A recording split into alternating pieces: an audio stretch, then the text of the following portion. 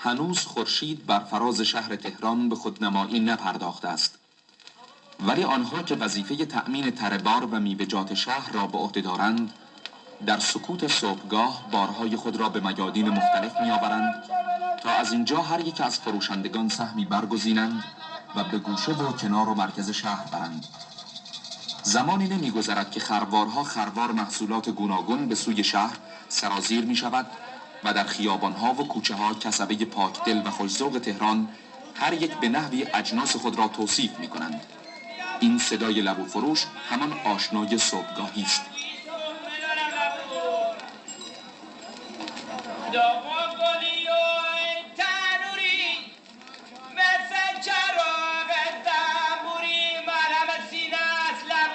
و این یکی در سر گذر مژده بهار را سر داده است.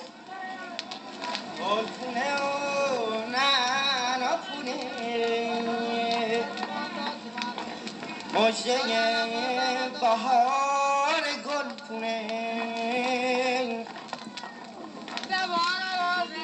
گل دارم پونه دارم بیا آقا جانم گلپونه. با تغییر فصل بازار بستنی فروش های سیار گرمتر شده است. بستنی بیا کنار بهار بستنی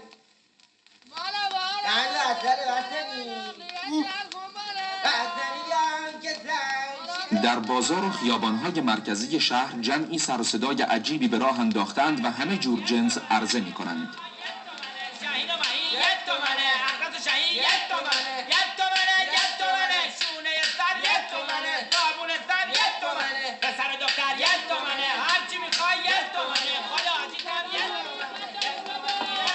استاد بنا هم از دیگران دست کمی ندارد و در بالای یکی از عمارات مدرن تهران صدا را سر داده و میگوید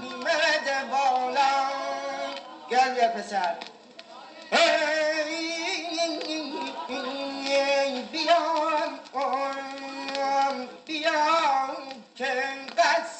اما بازار این یکی از همه گرمتر است، چون وسیله سرگرمی همه را فراهم می کند و فرارسیدن نوروز را مژده می دهد.